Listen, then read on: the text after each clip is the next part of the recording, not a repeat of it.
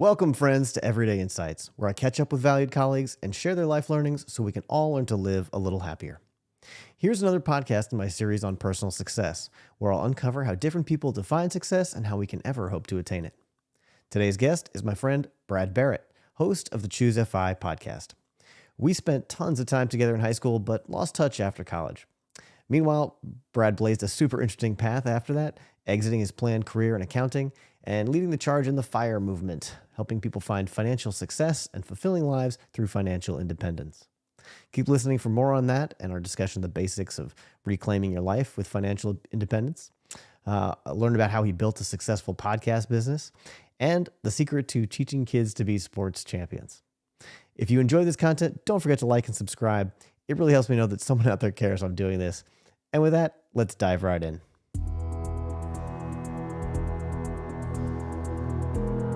Yeah, so looking forward to hearing your stories and stuff. Definitely want to just make sure you're comfortable. Don't share anything you don't feel great about, but I think you, of all the people I'll interview, it's the easiest thing for I'll you. be okay. Yeah. I'm so used to giving the preamble. It's like, that's actually one of the most interesting parts of the podcast, I feel like, is how to try to make people feel comfortable, but yet it's the most nerve-wracking part I find is when I try to calm them down. I'm like, I promise this will be easy. We're going to edit the show.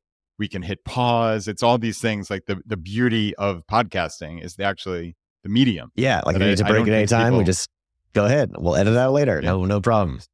Right. Anyway, so thank you for joining me today, Brad. It's great to see you. I haven't chatted with you in depth like this in, 20 years or something. We were good friends growing up and spent a lot of time together in high school, and then kind of lost touch as adults. And so I'm excited to reconnect a little bit and catch up on what you've been doing. You run a great podcast, and it's been inspirational to see it and follow in your footsteps a little bit. So looking forward to getting some podcasting tips from you today and hearing about how you found success doing it and how you've kind of meandered through life and found a way that's happy and a little non-traditional path.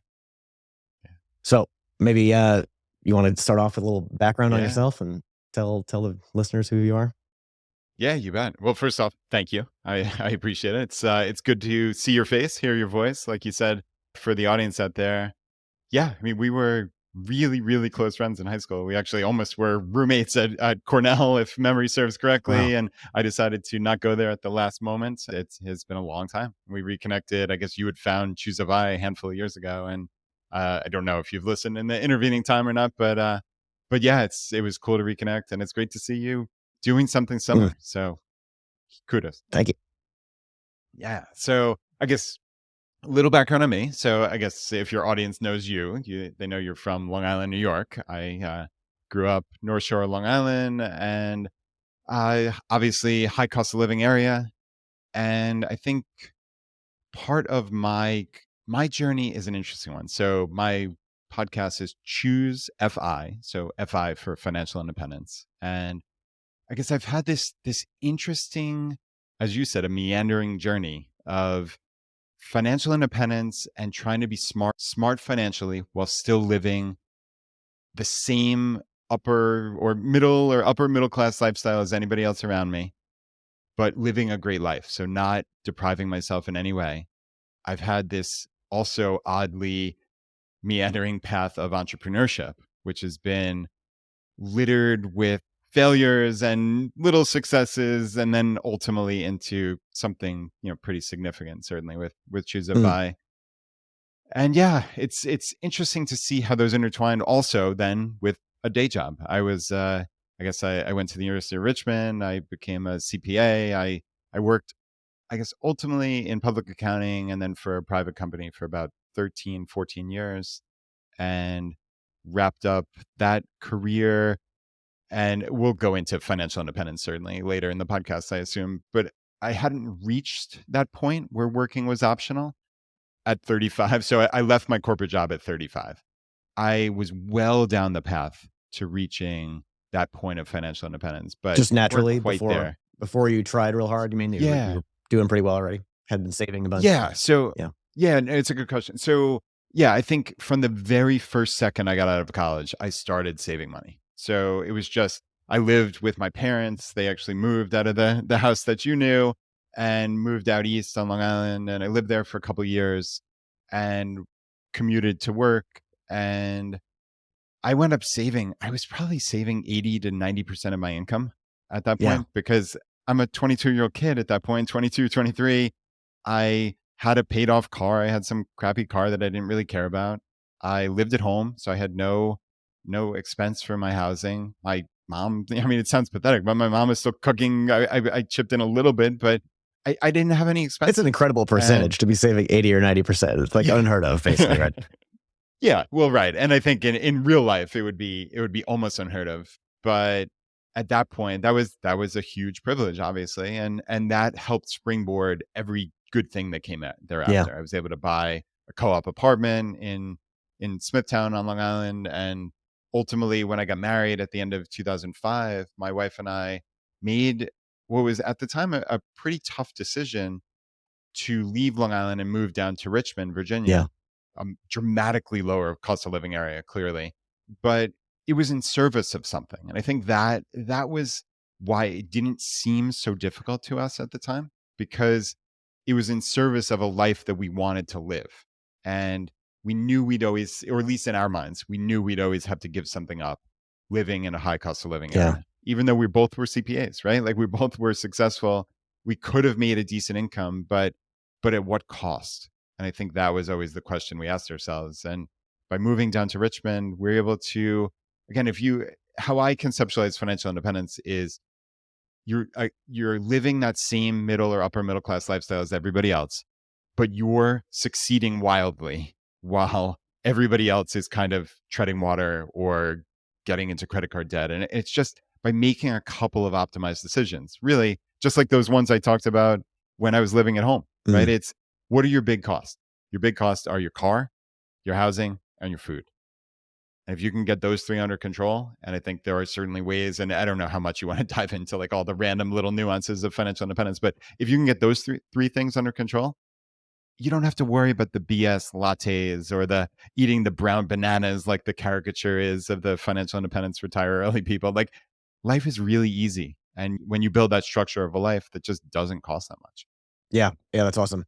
When I came across your podcast, however many years ago, and started thinking about that stuff, it's still scary to me just to do the math on some of that stuff. I think to get over that initial hurdle of to try to go through all my accounts, look at all my expenses, it's a lot of work.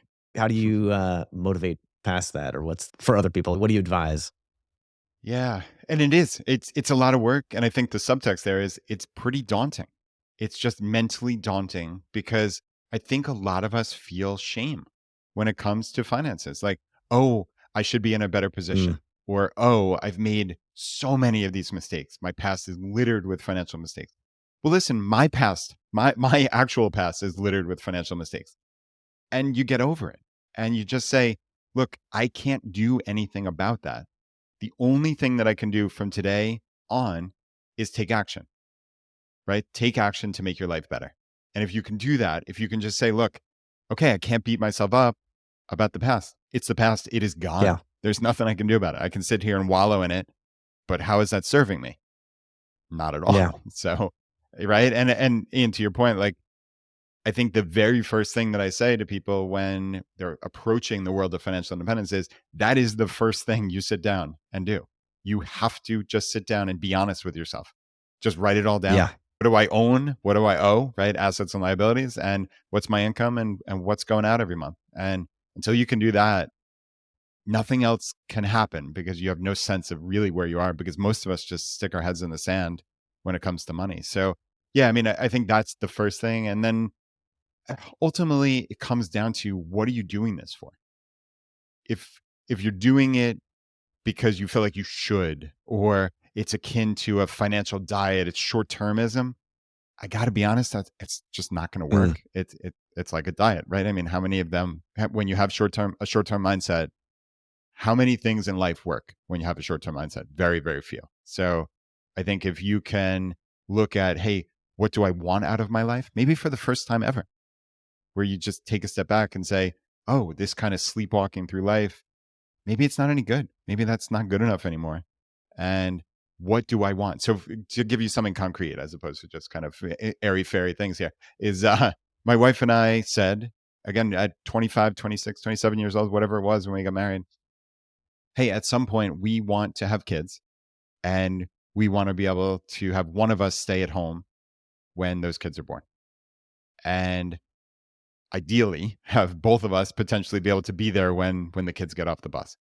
And it was kind of this North Star. And I know it's not altogether surprising. It's not like some big aha moment that we wanted to do that, but that was a North Star. And what that meant was, okay, we can't do that on Long Island, so we have to move. And just as a kind of sidebar, I don't think by any definition to pursue financial independence, you have to make some crazy move. I don't think it's predicated on that, obviously. It's just about making choices at the end of the day. But that was a choice that we needed to do because ultimately, by definition, if we were making about the same money and we wanted one of us to stop, we needed a 50% savings rate, right? So, because we didn't want to go in the red every month just to pursue Yeah. this. And what's the 50% savings rate? Yeah. So essentially, I guess just as background for personal finance is you look at your savings rate as, okay, what's the income coming in? And then there is some debate over exactly how to calculate a savings rate. And it's not, we're not going to get bogged down in that. But I like to say, okay, it's your income after taxes. So you have a rough sense of, okay, this is my income. So if you make 100 grand a year and you look at your federal tax return and you pay $10,000 and some state tax, you can add it all together real quick, back of the envelope. Don't get bogged down in detail. Hey, I'm paying 20 grand in taxes. So 80,000 is what I have left over. And then what are my expenses going out? And that goes back to that very first exercise, right? You have a sense of, okay, what does my life actually cost? So you can look and say, hey, listen, I'm making 80 grand after taxes. I spend 80 grand. Then by definition, your savings rate is zero. But if you are, let's say, hypothetically spending 60 grand and your after tax income is 80, then your savings rate is 25%. Okay. So it's just based on that after tax income. Okay. That makes sense. Basically. Yeah. So yeah, it's just a back of the envelope thing to have in mind because you can run calculations based on, and I know I've said this a couple of times as a caveat, I don't like to get bogged down in the math because even though you and I are both math people at our essence, most people aren't. And you can't prove this out mathematically in every eventuality, right? Like life is probabilistic and we don't know what's going to happen, but you can look at, okay, as opposed to throwing up your hands and saying, oh, I can never retire because Susie Orman tells me I need $15 million to retire or some nonsense like that. I think what's so beautiful about financial independence actually is that the ball is in your court in the sense that what you actually need to cover is your annual expenses. Okay. So when you say, hey, what kind of passive income or assets do I need to reach financial independence? It's all based on what does my life cost? And I think that kind of certainty, as opposed to it's some mythical number that somebody made up, it gives you the autonomy. And I know I'm kind of jumping around all over the place here, Ian, but hopefully this is making sense. But it gives you the autonomy to say, okay, this is what my life costs. So therefore, again, I need either that income, that passive income, dividends, or selling a portion of my investable assets every year to cover that. And there is a calculation that basically tells you, okay, you reach financial independence roughly when you can multiply your annual expenses by 25 to 30. So let's say your annual expenses are 40 grand a year, multiply by 25, that's $1 million, right? So at that point, you would be able to pull out, it's called the 4% rule of thumb. So you'd be able to pull out 4% from that $1 million, and that's the 40,000 that you need to cover. So the math works no matter what your annual expenses are. And when you have that $1 million, then you could say you're financially independent. And what does that mean? So you could theoretically go forever on that nest egg in a way. Theoretically, yes. And that again is where where I was going with the not getting bogged down in the numbers. There are people, we have somebody in our community, his name is Karsten. He was a PhD economist for the Federal Reserve. He's run every scenario you can possibly come up with. And he says basically so this is the withdrawal rate, right? So a 3.2% withdrawal rate is essentially a guaranteed, except in a zombie apocalypse or whatever. And of course, math and life, the world is uncertain. Yeah. But in every scenario he's ever run, 3.2% is about going to get you there. So you just can do so basically then multiply by 33. So you take your annual expenses, multiply by 33, and that's going to get you a net worth that is going to essentially, barring a zombie apocalypse or some unknown scenario that we can't account for, is going to get you to financial independence, where you could pull that money out every year, and the remainder of the pot, which is invested, will grow, and that's why it can last in perpetuity Yeah. theoretically. Yeah. And one of the key pieces about financial independence that I learned from you earlier on was what does it mean? So either you can say, well, what's the importance of No, I'd being love to hear financial your. independent? I'd Okay. love to hear yours. Sure. So one of the ways I heard you describe it, I think, or my summarization is so it's not about quitting work. It's not about ending necessarily what you have going on. It's about having the ability to have your own choice Freedom. and freedom over what you do. I think your co-host Jonathan once talked about he was going to go on a vacation or there was a conference coming Yeah. up, and then his boss said, "No, you need to go to this conference." He's like, "No, I want to do this vacation with my family." And because he had this independence, he didn't need that job, and he was able to say, you know what, if you really want me to go, then I quit and I'm going to go do this thing that's more important to my life and see where I go from there. Yeah. So yeah, just power over your Yeah. life That's a and good. power over your medical bills, power over your choices. Yeah. Yeah. I think that's it exactly. And just having those options, that starts from the very first day that you start on a path to saving money and ultimately the path of financial independence. Because I mean, sadly, we both know there are a lot of people, regardless of what income you make, that are spending all of it.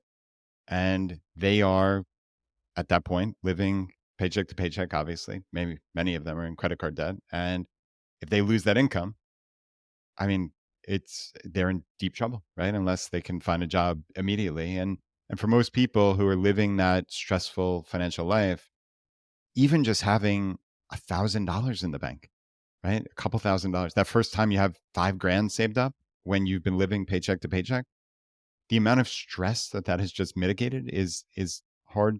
It's hard to Yeah. describe. So by no means is this like a binary 0 or 1. You're not at FI or you're at FI. I think the benefits start accruing very, very early in the journey for sure. Yeah. Yeah. I mean, if people are interested in it, which I think they should be, of course, they should go check out your podcast, ChooseFI. It's on all the major platforms, YouTube, Spotify, Apple Podcasts, etc. Yeah, there's a couple great episodes to watch. Brad always recommends episode 100, which was their big wrap up Yeah. of just what FI is and how to attain it. And then what else? Recently, there was the 2022 kind of best of episode, which people could listen to and be Oh excited yeah, by, the like, year-end yeah, wins. all the successes people had last year of getting towards FI. Yeah, I think that's my favorite episode of the year. We've done that. So this is the 6th annual. It's crazy that ChooseFI has been around for 6+ years now. And yeah, it's pretty hard to believe. And I think we're going to probably morph here into entrepreneurship conversation at some point. But yeah, it's just hard to fathom that me and Jonathan and I started this podcast in basically spare bedrooms in Richmond, Virginia. And it's reached, I mean, literally, I think we just hit a 60 million total Wow. downloads to date, which is crazy. It's just hard to fathom. Yeah, and so yeah, let's get into that. The idea of podcasting tips or of how do you do good with this stuff and how do you so one thing is, yeah, how do you measure yourself there? How do you feel like success across this podcast? Do you add up all your views across every platform? Is it more about hitting a single platform, or is it about the people you've helped and the stories you get back, or how do you measure it? I know how analytical you are and how you're curious about all this stuff, but podcasting it's a weird one. We're always just seeing numbers on YouTube, for instance, where that video went viral and it had 37 million views or who knows X number of Right. views. Even though podcasting is, I guess it's not the latest new thing because it's been around for 15+ years now at this point, but it Everybody's seems making very one now. hot. Yes. Yeah, Yeah. right. It seems pretty hot. Yeah. But the numbers, are like the black box. I feel like if somebody needs to create an actual, I know Spotify's tried this, but like an actual suite of analytics and like being able to track things. And also I think our podcasts, at least according to Chartable, which is one of the most reputable companies that tracks stats, I think our global reach on like in terms of the number of audience members is like in the top 500 out of the 3 million podcasts that Wow. exist. I mean, we're talking like 0.000%. Yeah.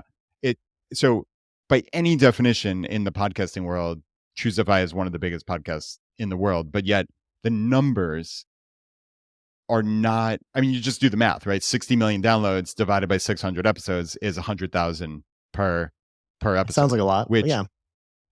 it does. Well, sure. And I'm not being oddly self-deprecating here. I'm just like, because when you anchor to YouTube, where again, you see millions Yeah. on so many of these views, whereas a incredibly successful podcast is going to get, I mean, 50,000 downloads per episode would be incredibly successful, or up to 100,000. Then obviously there are the outliers, right? There's the Joe Rogans, Andrew Hubermans, the NPR type things. Those are getting, I have to imagine, million or millions of downloads. But even again, the top 0.001% are getting somewhere in that 50 to 100,000. Yeah, and I don't know how the downloads downloads are per counted, episode. like auto downloads or actual listens or time listened, and how much Yeah. of that stuff is And that's part of that available to black you. box Yeah. also, which is frustrating. But anyway, Well, so what I'm more yeah, interested in then is how you yeah, feel about it, right? yeah, Less about and like what the that's numbers where I are. was But yeah, going with that. good. Yeah, and that's certainly where I was going to go with that. I think for me, unquestionably, what has been the reason why I'm still doing this, because I think that's also the beauty of financial independence, is I don't need to be doing this at this point. I really just frankly don't. And that's not like a humble brag. It's just, this is something that I think is my life's work, and I think it adds value to the world. And the emails that I get back every single week. So I write a newsletter. So essentially, I'm putting out 2 pieces of content a week. That's it at this point. It's a podcast. ChooseFI podcast goes out Monday, and then every Tuesday morning I send out a weekly newsletter, and it's personally handwritten by me. Stupidly, I'm a procrastinator. I write it on Monday, and it's I'm having my wife check it over for grammatical mistakes Monday evening and such. But I basically say, and one of the things that I've done from the very first, and Jonathan and I have done, but I'm the solo host of the show at this point, so that's why I keep using Mhm. I. But is we made a very strong connection with our audience. We have always said that this is a crowdsourced show, and that wasn't just lip service. It was, okay, we're 2 guys, we're pretty knowledgeable, but there is a very, very hard cap on the knowledge that we have. And I think one of the beautiful things of a worldwide community is there are people doing incredible things in all corners of America, all corners of the world, to make their lives better. And I think at its essence, that's what ChooseFI is. If it was just limited to personal finance, it would be pretty Mm. boring, because because honestly, personal finance is pretty easy once you get it on autopilot. That's kind of the inside secret here. But making your life better is so nebulous, but in a positive way, that there's no end to that. And I think that's what I see every single week, is literally people hitting reply to that email because they know it comes to me. I look at I can't reply to every single email, but I certainly look at every email, and I try to reply to as many as I can. But just the action that people are taking to make their life better, it's very, very, very humbling. And it's remarkable that there's some weird alchemy that Jonathan and I had talking into these microphones out into the void, essentially. But yet it's made an appreciable difference in people's lives all across the world. It's sometimes hard to fathom that is it's actually reality, but it's wild. So yeah, I mean, I think that's, if you're asking me honestly, that's how I measure success, because I frankly don't care about the numbers all that Mhm. much, because I just, again, it doesn't really matter to me. So how did But you start building that community? What was the process of turning from like, hey, yeah, we're making this podcast, to yeah. there's people mailing me back their stories, or there's people caring about it? Yeah, how do you build that up? Yeah. I think so a couple different prongs to that. The biggest one, though this wasn't the first, was the Facebook communities that we Mhm. formed. And I hate that we had to outsource this to Facebook, but it's just the practical reality of the world is they're pretty darn good at what they do. And yeah, we started, I forget precisely when we started our main Facebook group. It was probably within that first year. So it was probably 2017. But And you guys did the I work mean, on we that. got That wasn't a community spontaneously popping up on its own. That was you. It was Yeah. not. Yeah, we overtly created that. So that was something, yeah, we had just brainstormed one day. We were at a conference together, Jonathan and I, and had a couple hours just to brainstorm. And we just thought it would be a good gathering place. So yeah, we started the main ChooseFI group, and a couple thousand people joined within that first month. I think we just hit or are about to hit 100,000 in there now, which is pretty cool. But I think one other aspect that we've done is to create what we call ChooseFI local groups. So these are basically, and it's funny actually. I'm talking to you now. It's 1:30 Eastern, and at 4 hours from now, at 5:30, I'm meeting up with the ChooseFI Richmond Yeah. group. So it just so happens that our March meetup is Wow. today, the very first. I'm not sure when this is going to go live, but the first day of March is when we're recording this, and uh, those are happening in now 300 plus cities across the world, which is wild. So, uh, And now you're not, Matt. obviously You can't be managing 300 of these things at all. cannot possibly. So it's decentralized. So yeah, and you're absolutely right. There's no way. I mean, clearly with enough resources, we Yeah. could, but that wasn't the ethos that we wanted here. We wanted this to be someone or multiple someones in a local group stepping up to be the admin for the head of that local Yeah. group. So essentially, they would help organize events or whatever. We didn't want it to be top down, where we said you have to do X, Y, and Z, or you have to give these presentations, because frankly, A, that wasn't how we wanted to roll at all. But B, every community is different, and you might find, hey, in the Richmond local group, there's a lot of real estate investors, so maybe we'll have a meetup centered around that. Whereas in Maui, they're all talking about how to use travel rewards to travel from there to some other locale. So again, I'm just making this all up on the fly here, but that's the cool thing is every group does different stuff, but also when you go and travel, I obviously it's my group, or these are my groups, so I have a little extra, but I know there are people who are popping into Richmond and they actually just join the group for a short while and see, hey, they can ask questions to the local community members there. I'm thinking about moving. Is there a real estate agent?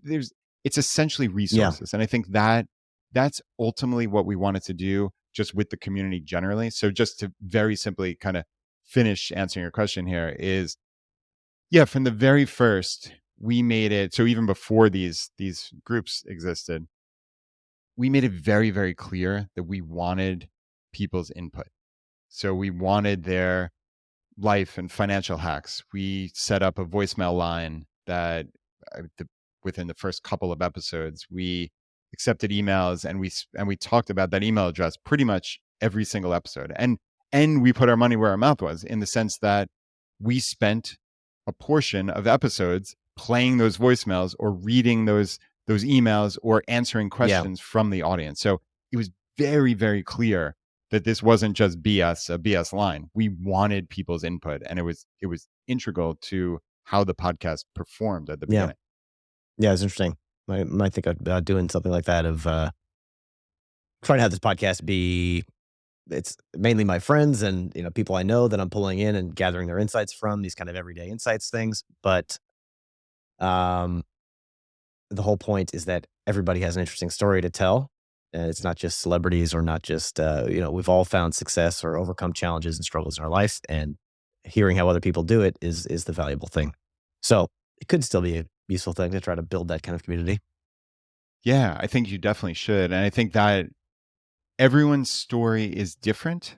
And I think also the community, the people who are listening to your podcast are going to see themselves in a little bit in different Yeah. people. So one episode just might not relate to them. They still might get some actionable insights, certainly. So it's not like it's a waste of time, but you just essentially never know when you're going to impact somebody's life with a particular guest. And I think stories make the world go round, and people just like to see that, oh, that person is just like me, and they did X, Y, and Z, or they overcame X, Y, and Yeah. Z. And I think that has been a big portion It of would what we've truly done. be valuable to me, I imagine it was to you, to hear that coming back and feel that you're having a difference, or hear the people that you're impacting and helping their lives. So Yeah. Yeah, it's valuable both indeed. ways for Indeed. sure. You mentioned getting help building these communities in a way that started off kind of doing yourself, and then it's over time morphed into lots of community members starting something in their own city and all that. Where else have you gotten help during the podcast part? Like, do you have editors, or have you hired other people to do other stuff at times? Yeah, yeah. It's certainly been an interesting journey, I would say. So at the very first, and I know you're grappling with this in terms of podcasting, is it is a lot of work. I don't think people realize just how much work it is in terms of, and this is not like a oh poor me scenario. It's just the reality. And a lot of even podcasters get bogged down in, or not bogged down, but think that this is just hit record, talk for an hour, no matter how good or bad it is, hit stop, and then Yeah. upload it. Right. And that is just a fundamental misunderstanding of the medium. That edit button, it sounds like cheating, but it isn't. The reason why is your listener is entrusting you with their most valuable resource, which is their time. Yeah, I want every minute to be a good Right. minute of listening. Something valuable that's going to keep them wanting more, as opposed to being Right. bored. Right, exactly. Yeah. And even that, like sometimes that's not to say every minute of what we just recorded for the last 20 odd minutes is the most jam-packed, fantastic content of all time. Not implying that, but I hear sometimes people, let's say they're floundering about, oh, I thought the answer was this, but oh no, I thought it was that. Guys, just hit pause and Google it and then pretend that never happened and then just say it as if you knew from the beginning. Nice. I like this. I Right? haven't thought of, Like, thought of that much. literally a pausing, superpower. That's great. You have the ability to pause or even proverbially pause. You don't have to actually stop the recording because that might give you a higher likelihood of messing up the actual Yeah. recording. But just go online, offline. So this is for you, Ian, and any other potential podcasters out there. You can just seamlessly go online and offline. It doesn't matter. This is not investigative journalism. Like I said, you're not trying to get everything right or holding yourself out that you're the world-class expert or that this is a perfectly natural conversation. Obviously, people can tell if it's a good conversation or not. It doesn't need to be that this was exactly how we said every word. You can edit a couple ums and ahs. I still do this. I'm 600 episodes in. You're probably going to be annoyed when it comes time to edit this show, Ian. And because it's reality. I'm not a professional public speaker. I'm just not. So yeah, we have an editor who cuts some of those train wrecks out. They can't get everything, but well, I guess they could with enough time and resources. Yeah. But I think it's this interesting interplay between you wanting it to sound natural, but not wasting people's time. So I think that is one takeaway I would say. Like I said, that going on and offline is just another one because frankly, sometimes you just lose the plot. So I think about podcasting in terms of a story arc. So you have a general story arc going in the background. And so you have an engine that's moving the episode forward in essence. And it doesn't always have to be a beginning, middle, and end, but you should have some sense of, okay, here's an intro, here's potentially some of the more meat of it, and then we're kind of closing in on And a you have it finish. planned So out ahead of time too. This isn't something you're doing on the fly as much. I do more of it on the fly, but I do ask for bullet points from people, or I provide I very rarely do, but you could provide questions or just have a general sense. But yeah, it's just even if you're just in the back of your mind thinking about it in terms of story arc, but also concurrently laying back and trying to ask probing questions or responding specifically. Like that's how I conceptualize my two jobs. So when it was me and Jonathan on the podcast, he clearly was the engine that made the podcast go. He was story arc, he was transitions, which is actually a much more difficult skill than you'd give it credit for, of knowing when and you've done it actually once or twice already in our recording really well, Oh, why, even if thank it's you. unbeknownst to you. You're welcome. You're welcome. Because sometimes the guest is just petering out on a section, or you realize, okay, we've covered this. This is good. And having that transition is really, really important. So like that's the one job. But then the other job is you've got to actually listen. Yeah.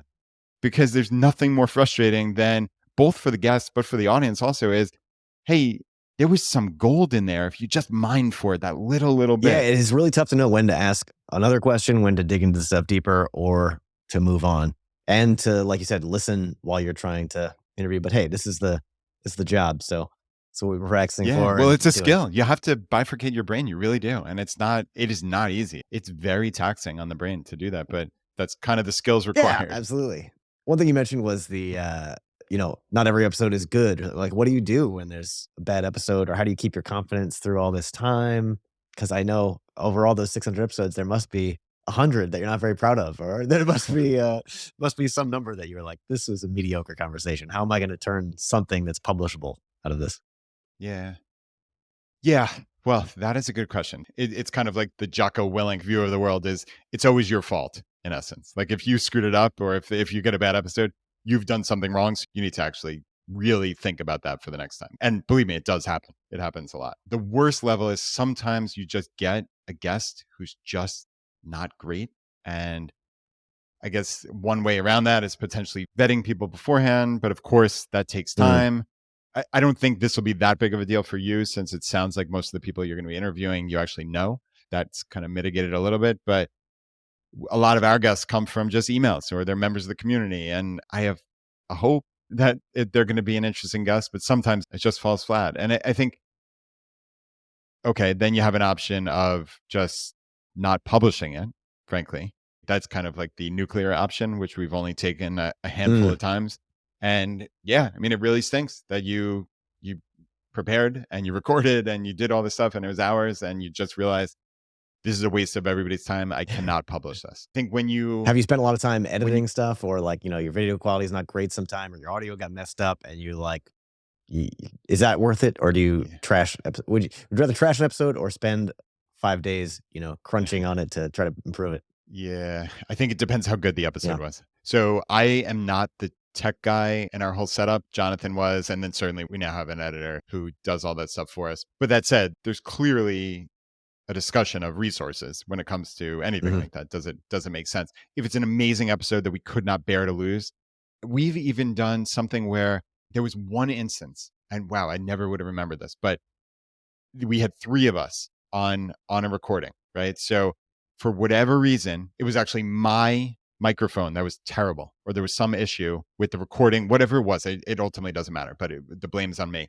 And we were able to roughly figure out what I was saying. So I literally re-recorded all the times that I spoke. And as crazy as that sounds, I went through, I listened to a little snippet of what I was saying, the bad Yeah. version, and then I just recorded a new version. That is like the ultra The extreme of, overdubbed, or whatever it's man, called. Yeah, that's amazing. yeah. Yeah, that was a wild one. I think another slightly more common one is, you realize when you're recording that the guest is going to need some help. And what that means is you might have to talk more often, and just use the guest almost as, I don't even know if this is the right phrase, but like as like a foil for your storytelling. So instead of a guest talking 80% of the time or 90% of the Yeah. time, we've had episodes where the guest talks 30% of the time, because we realize just kind of intuitively, oh, this is not going to be a good episode if they're talking 90% of the time. And sometimes you just have to take over a little bit. And obviously, you do it in a very nice and somewhat covert way. Yeah. Oh, that But makes a lot of sense that you'd that's, yeah, be able to tell some of the stories, or there's plenty of things that I want to talk about sometimes, but I'm trying to also e- interview the person and hear their perspective and not talk over them. So that makes sense though. But there will be times I can there save will up be those times. And stories, yeah. write them on a piece of paper, and just use them. And And your yeah, audience, frankly, they're listening to your podcast. They want to get to know you. So if you're doing essentially 100% interviews, do they ever get to yeah, know you? Probably yeah. not. My wife So said she wants me to that might talk be, more. yeah, I don't know. yeah. I still gotta strike some balance of Well, no, you do. interviewing. And I know you're being self-deprecating there, but you have to realize that people are entrusting an hour of their life to you.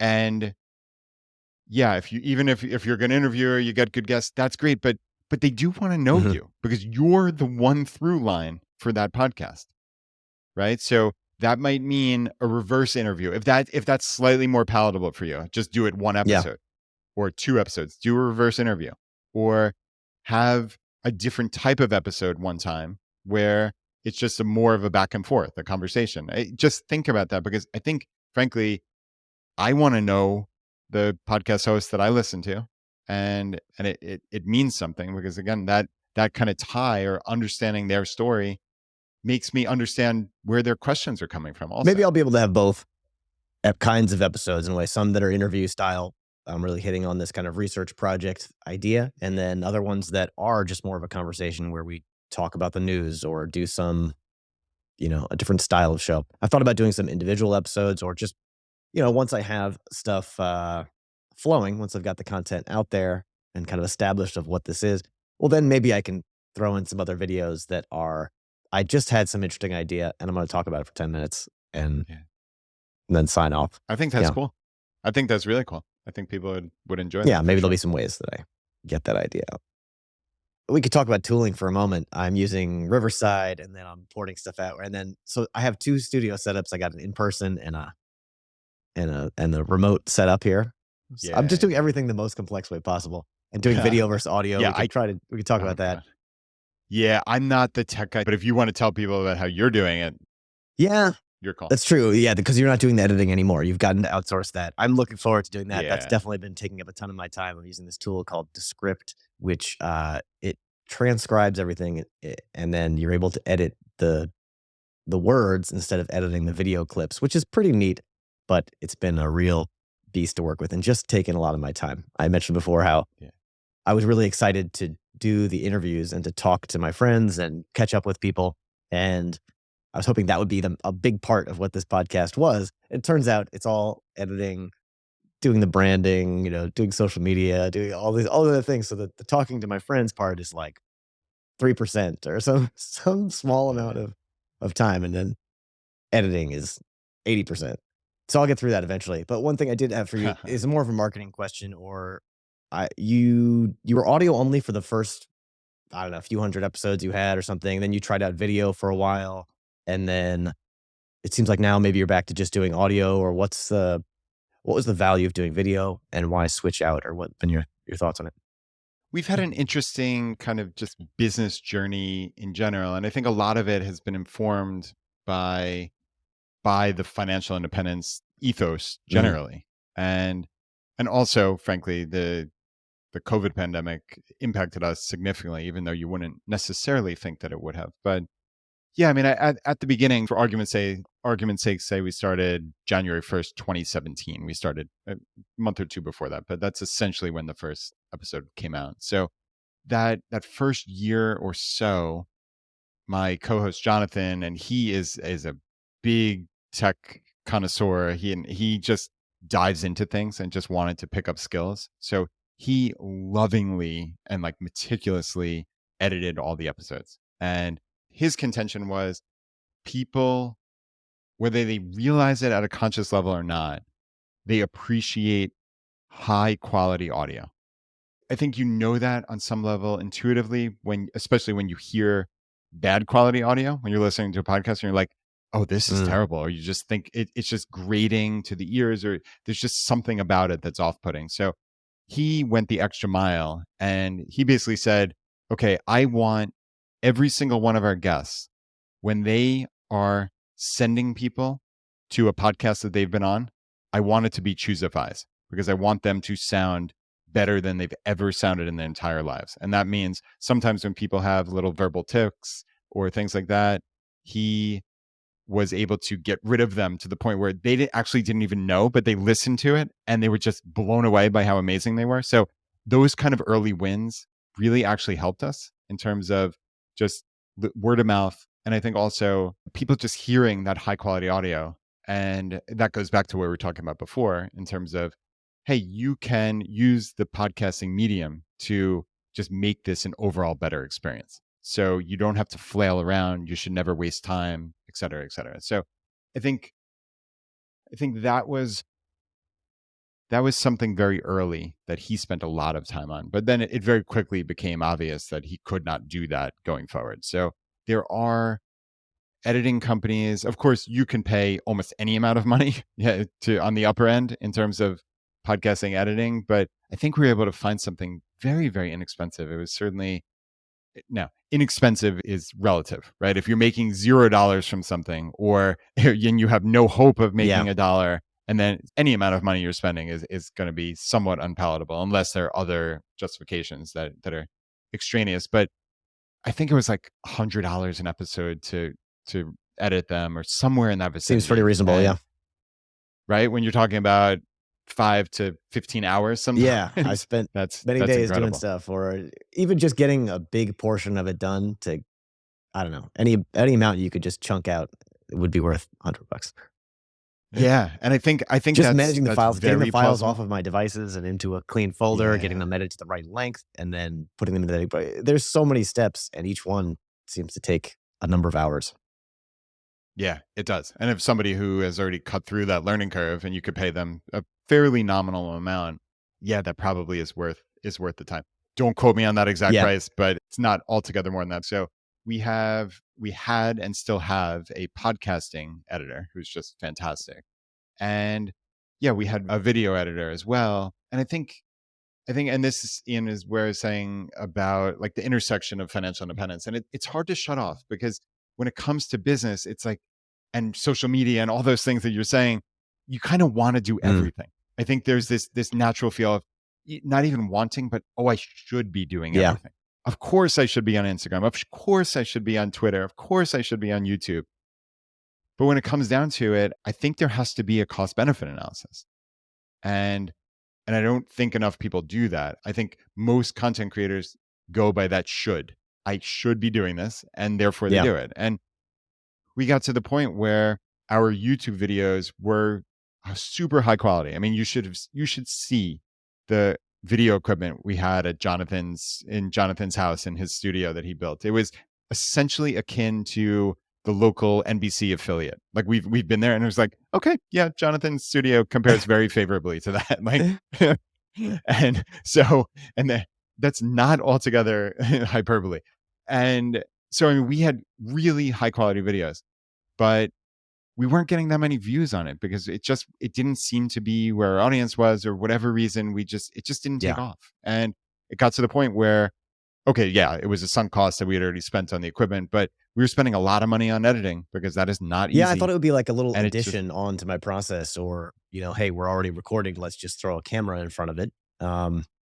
And maybe, there'd be a little bit more editing work, but not that bad. Anyway, it seems like it's more like 10x, or the time it's taking me yep, to do it is yep, not 1x or 2x, it's 10. And moving the files around a lot, getting the editing programs working, the ease, you can edit things out of audio and not notice them real easy. The words don't overlap too much. You can chop things out, right. but when there's video, you definitely see it jump all the time, or like you can't just auto edit and delete all the ums the same way you could with audio only. Yeah, no, you can't. It's so jumpy. It's so Yeah. jumpy. So, yeah, I mean, I don't think enough people are making that choice. Life is about finite resources, and you have to make decisions. So, yeah, very long story short is we just decided juice wasn't worth the squeeze on the YouTube videos. So, we've had this interesting arc, and I think we still are making a significant positive impact on the world, but frankly, like right before COVID, if you had asked me honestly in the end of 2019, I think there was a chance that ChooseFI could have been as big as Dave Ramsey, which is essentially the biggest personal finance person in America. And that was kind of the trajectory we were on. And I don't say that lightly. I'm not like a very bragging type person, but that was the trajectory we were on. And I think we were building this team of contractors, and everything was moving in the right direction. Our business income was going great, and then COVID hit, and obviously this is not an oh poor me scenario. Obviously, there are many people who have been severely impacted in legitimate ways because of the last 36 months, and we are not one of those people. So it's don't cry for me at all. But that put a significant negative damper on our business, and I mean, I think, all those yeah, disclaimers you made aside, it is yeah, interesting to hear your story and how how it affected you. Everyone had some impact on Yeah. them, and we're all Yeah. kind of struggling with life and doing the best we can all the time. So how I don't know why it would impact what you were doing, or tell me. Yeah. Yeah, it's a good one. So just super simple. It's the easiest easiest answer ever is we put a lot of our income eggs in one basket, and that was travel related. Right, right. Okay. Okay. Yeah, I didn't know what your revenue Yeah. source was. I know that travel and points is a big part of Yeah. what you guys like and promote and talk about a little bit, but so that was Yep. also Yeah. a main revenue generator. Yeah. Yeah. Yeah. I mean, the credit card affiliate programs were made up a dramatic portion of our income. And it was a happy accident. It wasn't like we contrived to make travel rewards a big part of personal finance. It is a big part because traveling for free is amazing. And if we could set up a win-win where when people sign up for credit cards, we earn some income. Okay, yeah, it was wonderful. But then obviously the whole travel world shuts down for a significant amount of time. And also the credit card affiliate programs pulled Yeah. back in that uncertain time. So I mean, you go from having a business that you think is potentially growing to something massive to the whole What rug about is other revenue cut out models? from Have you under. guys, subscriptions, Patreon, all that stuff? I'd never have heard you guys reach out for that kind of thing, really. Why not? Yeah. Yeah. I've struggled with this. And I think we did put ads on the podcast for a short time, but I think frankly, we probably did it the worst possible way in my opinion. I have a stronger feeling about podcast ads than just about anybody. So take this for you and the audience, take it with a grain of salt. I'm probably the most extreme on this, but I genuinely detest podcast ads. I think they detract from the listening experience so significantly. And I don't begrudge anybody that puts ads in their podcast. So let's be clear.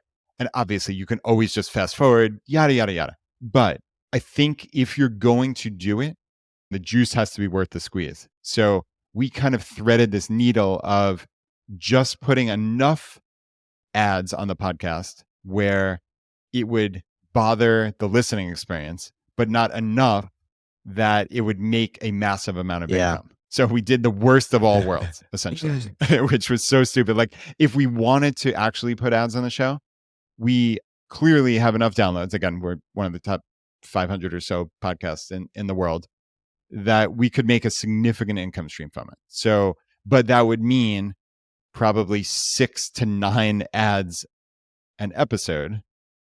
And Do you have control that over would that? be Like some people put them all at the front, or they do some at the end, or you okay. do. Yep. You always do, which is nice. And you also have control over what actual ads go on the Mhm. show. So you can veto certain and we were very, very limited with what we put on, which again, also in that worst of all Yeah, you worlds. didn't Well, put the I casino stuff think on that it was gonna pay the most no, money. we didn't no casinos, no casinos. So yeah, it's a tough one. So it's nice knowing that we could always fall back on that if push came to shove. But I hope that that never comes to pass. But yeah, the Patreon thing I think would be interesting. I understand why people do it. I just can't imagine the conversion rate is that significant. Like how many people are actually I just don't know. But I don't know, you might be surprised that, people who yeah. find your content valuable, I think that might be the most profitable way people get this stuff working, right? Is that if you have a lot of listeners, um, even 1% of them, the classic B school adage, right? Oh, Yeah. 1% of a million, Yeah. that's a very big number. But but yeah, you know, getting some small amount of revenue from a bunch of people that are your loyal supporters or people that care about you and really find value in the insights and stuff you've given them over time. It could be plenty to keep you going. Yeah. No, it's very true. It is very, very true. And I think, yeah, if push ever came to shove, and it was a dire scenario. Now, luckily, a lot of these credit card affiliate programs have come online. We've tried to diversify a little bit in terms of our income, and yeah, luckily, I was able to stop the advertising about 6 months ago, so that felt good. Yeah. That's probably all the podcast questions I have. So why don't we talk about your career in regards to your family a little bit? So how have you, in starting off on this journey of ChooseFI and building that podcast and not working at your regular full-time job, how did you avoid and how do you balance not becoming just a full-time dad? it is constantly a balance, and both ways.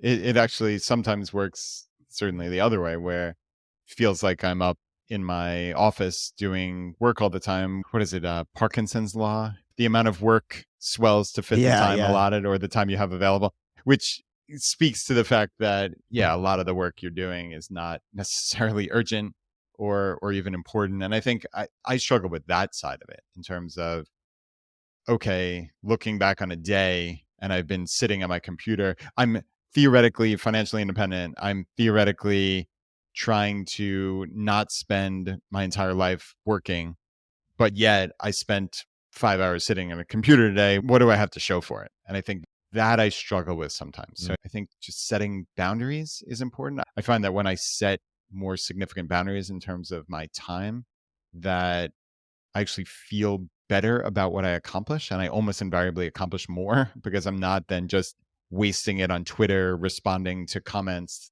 thinking or deluding myself in essence into believing that I'm doing something positive for the business or whatever it may be. It comes back to definition of success and maybe like, what's your why? What are we doing? What are we doing here? And this has been kind of pervading the whole conversation, but I think it's really important, and it's how I'm thinking through my life is, what am I actually producing that's valuable? And what am I spending my time on that is just busy work and or wasting my time? And I think saying no ruthlessly to things is a skill that I'm really, really, really trying to cultivate. And it's not easy. It feels good when someone asks you to do something or to uh, write an article for them or come on their podcast. So I am really, really trying to cull a lot of that stuff and just get down to the essence. I think that's another thing amidst the last 3 years and COVID and everything that's happened is, it's so easy, especially when you're on top of the world with, or it seems like it with your business, to just say yes to everything because, or to a lot of things because they sound fantastic and they sound like they're going to be wins. And, but at its essence, is this providing value to you, or is it providing value in terms of the amount of resources that have to go in? So yeah, like I said earlier, the two pieces of content that I'm producing every week that really add value to the world are that newsletter and the podcast. And if I just did that, that would be 4 to 6 hours a week or whatever, a sub 10 hours a week on all that content and preparation and such.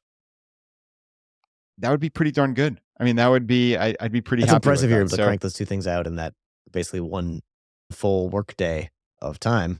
I guess you've done it so many times that you've gotten the process down. How are you using AI tools in any of this stuff? That's a common question I'm trying to ask everybody a little bit, is how AI stuff is impacting their lives in particular in their jobs. Like, this is classic writing newsletters, is ChatGPT written all over it. yeah, that is so interesting. Okay, and maybe we could talk either now online or offline at some point, but because this is really interesting to me, because we have somewhere on the order of 600 hours of audio, and without bragging or talking highly of myself, but by any measure, that is top tier content, just by virtue of how it's impacted people. So, and but yet it's essentially stuck, or it has been, and this has been my biggest frustration for years now, is it's stuck in audio. And of course you could get transcripts, but in terms of actually collating and organizing that content, it's like been our like white whale kind of thing. Like, there's never been the perfect answer, and it seems as if these AI tools might be the answer. How is it And stuck? What do you I mean don't I by don't that know. it's I'd love to stuck hear in your thoughts. audio? Well, if I wanted to say to someone, go back, we've talked probably 50 times over, or whatever the number is, 20 times over 600 episodes about little college hacks of ways to get scholarships or to earn credits through dual enrollment as a high schooler. But they're just so separated that we have no way to Yeah, and organize you can them. do a show where you go through and do all that work and pull together the Right, which I clips, don't and want that's to a lot of, do. yeah, that's a lot of tough work. Right. So let's be honest here. It's because that's actually the issue, is the going through and tagging in 600 episodes, and also potentially quotes or books that you recommended. Like there's so many things, because I've tried this. I've tried to go through the first 20 episodes, and it's just a Herculean task. And we've never come up with the right solution. So frankly, you might have a solution just right off the top of your head before AI, like, hey, dummy, you should have been doing this. I don't doubt that exists, but this is a frustration for us. And I am certain it's a frustration for other podcasters. Yeah, I've been working on figuring some of that out in a different way. So one of the problems is the key task you're really looking for is summarization, that you want to take the say the tree. You run everything through Whisper or some transcript service and get all the text from all those episodes. So we've got this huge corpus of text, times 600, right? And then we want to be able to search through that and pull out every book title. And that's like a great AI task, but Yeah. it's not easy to, like ChatGPT, you can't paste in an hour-long transcript and then say, what were the book titles in here? So you need like a separate kind of tool that does this summarization down and that takes a huge corpus. And there are some research projects out there that have done this, and I'm trying to like find the right GitHub, find the right section of stuff that you can go run some of this code. And either one thing I was looking for was take my hour-long transcript and then let's pick out the 5 key points. This is something that I'm doing. This my job. Like that's what I'm trying to do, is to find the insights for you and bring them forward to you. But it would be great if the AI or something just highlighted it for me, and then I can review them and edit them. And it's one of those time-saving processes I'm trying to develop. So that's been the reason I'm looking into it, and why it's a struggle still is that there's nothing that pulls in a huge transcript really well. And never mind when you times 600. But it's close, and it's definitely possible. It's just a matter of like sticking the right tools together. Yeah, that is fascinating. So yeah, I would love, if you're exploring this, I would love to be, maybe we could be one of a case study at some point. Yeah, that would be fantastic, because I think even just like you said, episode 100, you mentioned before, I believe. And even though it was 4+ years ago, that's still the episode that I send people to, even though we've probably updated our thinking a little bit, but it's still 95% to 99% directionally accurate on why you want to pursue financial independence. But undoubtedly, there are those updates, or even just in terms of the language, the messaging is the word that we always use to describe it. It's like just the nuanced way you message something changes over time. And I obviously one kind of another secret of podcasting that most people don't realize is you can actually just re-record an episode and re-upload it. So we theoretically could go back and fix episode 100, even though it came out 4+ years ago, and you could just do whatever you want with that audio and just re-upload it. It retains the character of episode 100. It doesn't. So that's one option. Do you mean swapping out could do episode 100, or do you mean making episode 601 that's just like pretty much the same content? No, I actually do mean swapping out. So yeah, you can just go back to wherever you're hosting that and just re-upload. Yeah, change out the file with updated stuff. Yeah, which is a new. So, and the reason why I mention that is because I've mentioned now probably hundreds of times. Go to episode 100. Right, all those would be wrong. So, if you have episode 600, they would all be wrong. That's exactly. The same thing. Yeah, and you can't just redirect like you can on a regular website. So you can write in the description like, "Oh, we've updated this. Go check out this other one." So you could redirect people. Or I could. Well, no, you're absolutely right. Or I could just upload a new audio file with that appended to the beginning, essentially, right? Like hey, don't listen to this one anymore. Go to this other episode. Right. I know I sent you here, but really, I'm going to be annoying. So send you somewhere else. Yeah. Yeah. Ever so slightly annoying. And anybody who out there who has created websites or podcasts or anything knows that friction is your biggest enemy when it comes to anything. So friction in terms of how do you get people to take action? And now it's really, really, really hard when somebody's listening to a podcast and then to get them to go do anything essentially, but to go to a web URL is really, really hard. It's just, this is actually an interesting conceptual framework, this friction. That's how I've always termed it in my head. Is like, okay, I've been on local and even national news programs, but if there's no hyperlink, If you're just Yeah, to get talking, them to your right? podcast from that news It's thing is impossible. And that's very low. friction, Yeah. right? That is friction. What's the conversion rate? And it's all comes down to the friction. Whereas you might get an article, you might be mentioned in an article that's not even the New York Times or anything. It's just like a middling, just a fairly popular blog or whatever. But as long as there's a hyperlink and there's no friction and the person basically wrote the article around, wow, this is fascinating, click here, that conversion is going to be vastly better than certainly being on a news Mm. channel where somebody has to remember where you're Or from, open up type it their into phone or not Google. be making dinner Yeah. or doing something else. Yeah. Yeah. This is like Yeah. user experience It's 101. Yeah. This friction yeah. idea for sure. Yeah, it's fascinating. But people don't realize it. They just think that it's, oh, of course being in the New York Times without a hyperlink is better. It's just That's it's amazing. simply So it sounded like your perspective on AI tools is it could be something that's valuable to use to improve your stuff. Not like it's going to take my job or it's making things I'm doing irrelevant. It's more that you are no. instantly looking for No, how I it's going think to it's help only you. going to help. I think it's only going to help. And I listened to a podcast that an unfortunately named podcast called My First Million, which for anybody who has not heard of it, it's phenomenal. It's a terrible name and they admit to it, but if you're looking for entrepreneurship or business building, it's essentially, I would say, the best podcast in the world. It's Wow. remarkable. And yeah, I don't say that lightly. They have a bunch of people just in their audience, just by virtue of the entrepreneurs that are listening, who are just really up and coming kind of go-getters. And one of the hosts is Sean. So Sean Perry, it's SHAAN. And somebody created a website called writelikeshawn.com. And it was essentially, and I don't, and this is way beyond my, obviously I'm an idiot when it comes to tech. So you might know how they did this, but somehow this guy took essentially everything that Sean had ever written or said. So they took all the transcripts and somehow fed it into some Yeah. AI.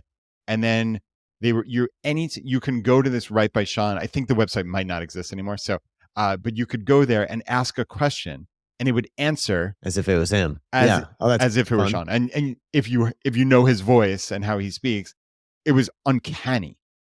And my thought was, wow, if we could do this with 600 episodes of ChooseFI, maybe this Yeah. is You've the got that answer. corpus there, right? You've got this Yeah. huge amount of stuff you've said, the way you talk, the mannerisms you have, all that is Right. done, right? It's Yeah. I mean, publicly that out might there be too. the Anybody content, could go right? Like, rip off Brad that way. Yeah. but even for our own content creation, because that's what you're asking ultimately. Like, is this going to take our job or is this going to help? Like, in terms of creating content on a personal finance site, again, my content creation is the podcast and that newsletter. I'm not writing blog posts. I'm just simply not. But it's very hard to find writers, freelance writers that are going to, even no matter how good they are, that are going to write. They're not going to write in your voice. They're not going to write with the exact, especially ChooseFI and financial independence. We have a very nuanced way of looking at essentially every aspect of personal finance. And when you hire somebody to write an article for you and they write something that might be good enough for just about every other personal finance site, but it's slightly missing the nuance and the direction of how we think the hack or whatever that thing is, and it essentially contradicts us, well, I don't want that on Yeah. my site, and I certainly don't want to pay for it, right? So if there's some way to have AI speak in our voice, and then of course we would have to go in, like you said, and you'd have to update it before it went live. But if it could get 80, 90 plus percent of the way there, that would be a Yeah. I godsend. really think about it as just changing you from the creator to the editor role a little bit.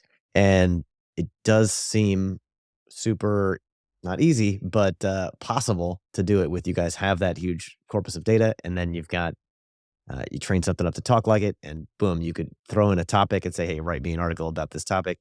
It Yeah. comes out looking pretty good. Then you kind of edit it up and post Yeah, away. that would be remarkable. It does feel like So cheating, yeah, if you but know, it's not at all, right? but it's not. It's our words. It literally, in that case, would be Yeah. our words. That's the kind of cool thing is it goes back every time we've talked about the Roth IRA conversion ladder. I'm just making something up. It could literally go back to the 7 episodes that we talked about that and come up with a summarization of that. And then Yeah. again, right, we Easy, go right? back in and edit and then publish. that should be very, very simple. It's a But lot of so work to do yeah, that, though. if you So one want of the to, things I did with my wife was writing up a job posting, right? And ChatGPT is like specifically very good. It's read everything out there on the internet, and it's seen a million plus job postings. And so you can ask it to write a job posting. You just give it the name of the job. That's all.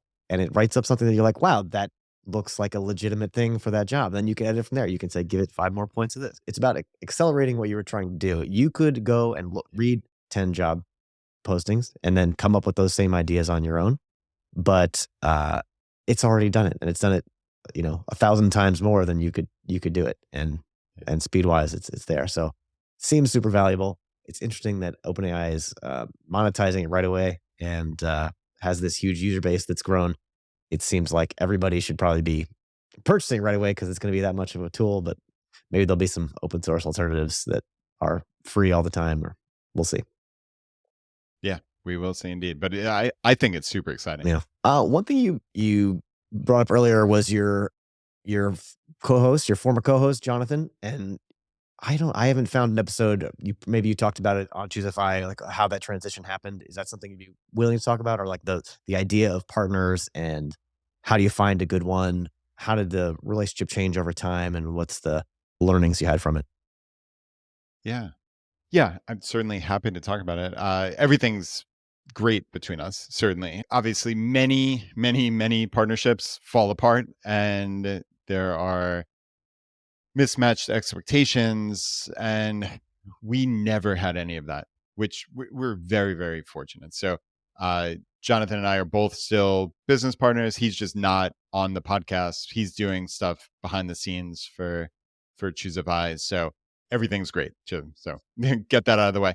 But yeah, from the very beginning, I think one of the most important things we did as partners was realize that it could never be about the number of hours that we worked, that it had to be equal, because I think that almost never is going to Oh, happen. okay. I thought you were saying it And should be equal, but I'm like, yeah, that's pretty much impossible, right? Yeah. no, impossible, impossible and ridiculous, right? Like there's no world if it's tit for tat. And I've seen a couple of other podcasting duos fall apart almost precisely Mm. because of that. And if it's tit for tat, or I'm spending 12 hours this week, you have to spend the exact, it's never going to work. It's just like anything in life. It's about what value can you add to whatever, to X. And in this case, that X is a business enterprise or a podcast or whatever, however you want to conceptualize it. But yeah, I mean, at the very beginning, I had a couple of other successful businesses. So in that travel rewards world, I have a website called travelmiles101.com that has been pretty successful for almost 8 years at this point. And Jonathan knew that what I was bringing to the table was a significant wealth of knowledge just on financial independence and other various topics. He knew I had a significant network of friends and colleagues, and he knew that I had a background in entrepreneurship and also a lot of these ins at some of these affiliate programs that I mentioned with credit cards, and that was not insignificant. So I was probably able to cut 2 years off of a learning curve in terms of legitimacy and the ability to access those type of Mm. programs. So legitimacy in terms of having some of the absolute top names in the financial independence world onto our show at the very, very beginning when we were nobodies. And yeah, I mean, just the ability to potentially monetize in a win-win environment, which again is what we're all about in terms of these credit card signups and things like that. So, can we help people travel for free? And when they sign up for a credit card, they click through our link. That sounds like a win-win to me. So, uh, whereas Jonathan at that point was coming in with time, and he was, Mm. even though he was a pharmacist and he had a young family, et cetera, but he basically said, hey, look, I'm going to learn all of these skills on podcasting, and I'm going to edit the show. I'm going to do this. I'm going to do, all you have to do essentially is Yeah, just that's an show up amazing, and talk. amazing gift to Right. you there. Like it. Yeah. Right. Exactly. And in terms of number of hours, it was always lopsided. Jonathan always spent more than I did. But I think I've added significant value, and I don't necessarily think we'd be where we are today without me, certainly without either of us. So, uh, and I think we always approached each other with a level of respect and understanding that we just trust each other. And I think one thing we always did was from the first was we each had veto power. So if one of us felt extremely strongly about Mm. something, that we always tried to talk things through. But at the end of the day, if you were adamant about something, even down to what went on the show. So obviously it's just you here, Ian, but if you had a co-host, like we had times where we literally would stop the recording and just say, you can't say that. Or I don't think that sounds right. That's not the messaging we're trying to get across. And if we were at each other's throats, or if we didn't fully respect Yeah. each other, and we didn't have the guiding light was always produce something top quality for the audience. Okay. So when you have that as the guiding light and not, hey, I want to get famous, or I want to be the better of the two hosts, or I need all that kind of nonsense. But if the guiding light is I want to produce something great for the audience, then you're constantly listening in terms of what is the audience going to hear. And that comes down to very precise messaging sometimes, even though it seems like we're just kind of like a happy-go-lucky bunch of guys who are, just trying to figure this out and have fun. Like, messaging is really important. It is. And you need to think about that. And that went down to the micro of, there were a few times where we just said, you cannot put that in. It has to be cut out. And there was no fight. There was no pushback. It was just, okay, that is reserved for that veto power. And I don't think I've ever talked about this publicly, but that veto power, it happened very rarely. But when it did happen, there was no pushback. It just, okay, that's it. I trust you. I trust you. And I know that you're looking out for our business and for the audience. And that's all that matters. How do you think you develop that relationship and that trust? Yeah, that is a good question. I don't know that I have an answer to that because honestly, we didn't know each other, which was one of the wildest parts of this whole ChooseFI thing. Is Jonathan and I met 3 months before we hit record on that first episode. We were complete strangers. We are as different human beings as you could come up with in terms of just if you wanted to go down the bullet list of like what divides people, we are essentially as different as could be, but yet we were fast friends. We respect each other. We have always gotten along. We at our core, we believe in the same things. But again, these ridiculous, the way that the world is separated right now, we're probably as opposite as can be. And also even just temperamentally, like, Jonathan is a super excitable guy who's always like trying out new stuff. I'm a little more laid back and introverted and all the whatever you want to come up with. But yeah, we just trusted each other. And I wish I had an answer for you. This is going to be wholly unsatisfying to both you and the audience. I don't know. I don't have an answer other than it was always about what can we produce that would be great. And when we kept that as our guiding light, everything else just fell in line. Yeah, and there's a little bit of luck or kismet or something that you guys found each other at a certain time. You're both willing to make this change and try to build something together. So sometimes maybe finding the right partner is just a little bit of luck. Yeah. Dumb luck. And I think that certainly is part of this. Could I ever have imagined that this random stranger who I became fast friends with, and I would just have also the luck is just the odd alchemy that we had on the air.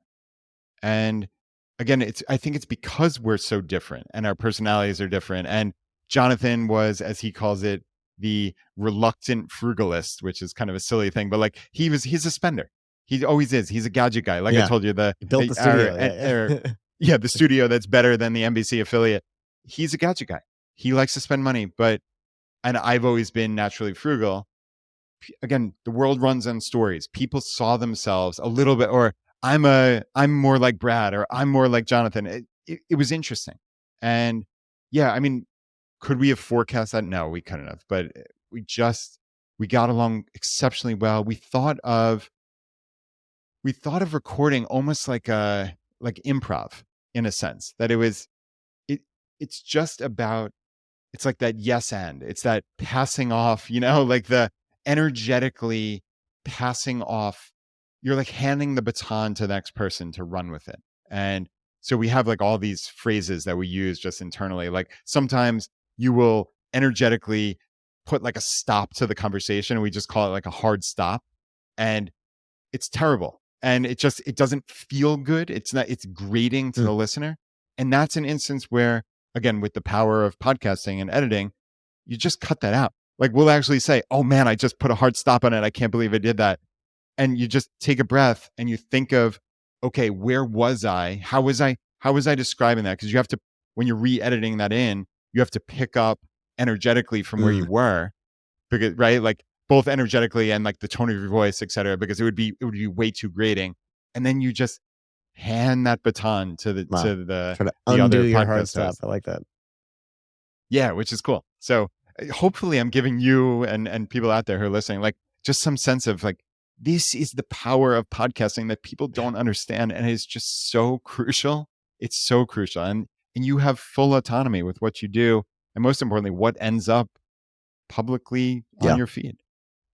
Well, great tips. I feel like I've asked you enough tough questions. This has been great. So thanks a ton. No, it's been great. I really appreciate it. I'm interested in some of that personal stuff from you too. We talked a lot of business stuff. Yeah.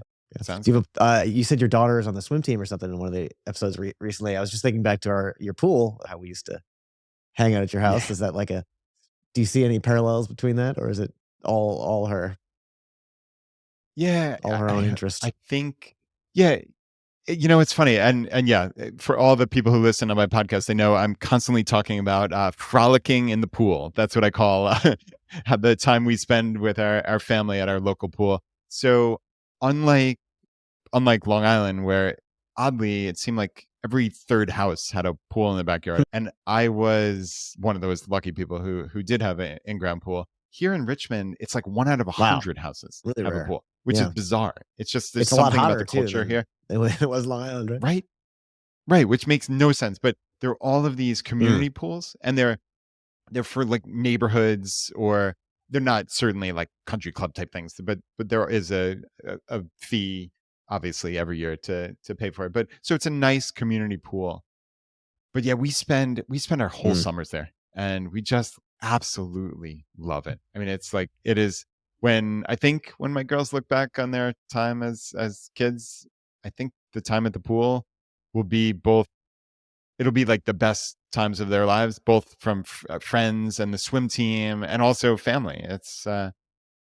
I think, it's funny. Like, yeah, growing up, I slash we all spend a ton of time at our pool at my house, and I just love swimming. It's like one of the absolute joys of my life. I don't know why I love it so much, but I think like I've somehow transmitted that to Mm. my girls. And I think there's some aspect of, and this wasn't like this overt Machiavellian thing, but I think there is some aspect of skill acquisition, and also like how do you teach your kids, that might be a somewhat interesting aspect of like how I've turned them into, or how they've become. But I think with some help from me, into really, really top level swimmers. And I think a lot of it is just that joy of spending time together, but also just like little things that I've done in terms of, okay, I'm the only dad in the pool swimming with my kids for hours at a time. Like most of the dads are coming and bring a 6-pack of beer and hanging out with their friends. Mm. And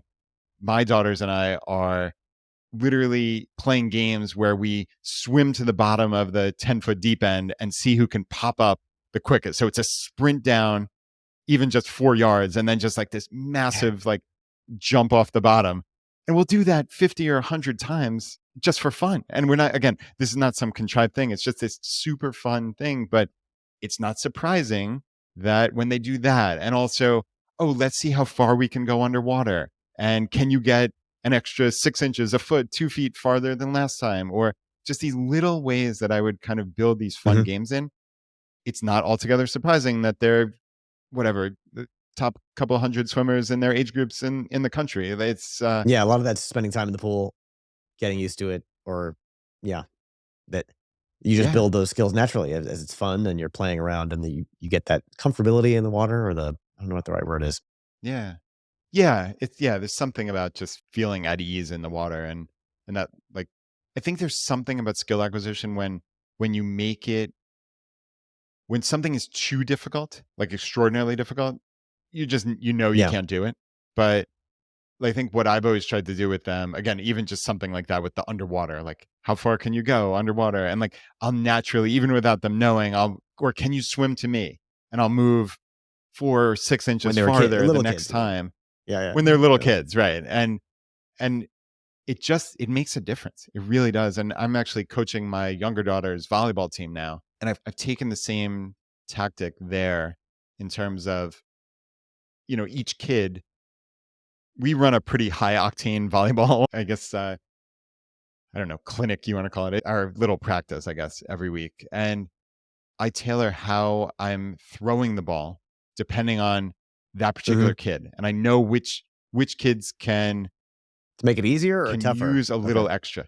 Well, it Yeah. depends on the kid, right? So if you give the same incredibly difficult throw, I think this is honestly the secret to teaching kids sports. And I like our team basically went from like the bad news bears to being like really, really good for this league in like a 6 week period. It's repetition. So I think at its essence, and this is something I grew up playing soccer, and I think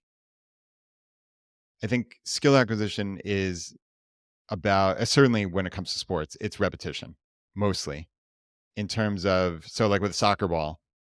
Yeah, you could go out, and this is actually probably typifies like why the United States men's national team has been historically Mm. bad, frankly. But if when you have all the resources in the world, like the US does, and you throw 8, 9, 10-year-old kids on a 2 acre field and say, oh, look at how beautiful the field is. And they run around for 90 minutes and they touch the ball 10 times. They're never going to there's no world other than just by sheer luck are we ever going to produce like world class players. But when you have the kids touch the ball thousands of times an hour in small confined spaces, their brains, what's happening in essence is our brains are supercomputers and they're just trying to figure out how can I memorize where this ball is in space and how it moves in relation to my body and the other person's body as well. And that comes largely through repetition. And even today, I'm 43, almost 44 years old, and I can go on a soccer field and I just know where the ball is Hmm. even 20 some odd years later because it's just sheer repetition. Volleyball and most sports are really, really difficult to learn. Like when you think about all the different skills that are involved, like learning to play baseball or softball. I mean, catching the ball, thinking about a ball's hit 100 feet in the air and your brain has to somehow navigate to where it's going to come down. That's all repetition. You need to see that happen thousands or tens of thousands of times. And it's the same in volleyball, it's the same in basketball, it's the same in tennis, etc. It's certainly soccer. And so yeah, like I try to keep that ball moving as much as possible. So these kids are hitting the ball hundreds and hundreds of times. And then you don't want to make it the same for them every time. So you have to mix it up. But you have to understand that one kid's ability level at 11 years old is going to be very different from another kid's ability level Yeah. at 11 years old. And as the coach, it's incumbent on you to understand that, not make it too easy or too difficult for anybody. So to tailor it to that specific kid. And it's been remarkable to see just these kids gain self-confidence in a way that they would have never they or I would have never guessed at the beginning of the season, and to see the level of improvement. And it's a relative improvement, right? It's not an absolute improvement because there still are kids who are dramatically better. We're not all getting everybody to the same level, but it's been amazing to see how the kids improve. So uh, I think there's something here, and I know it's kind of hard to explain in a 5 minute 5 minute podcast segment, but but I've seen it now both in swimming and in volleyball with my daughters, and it's been pretty Mm. wild to watch.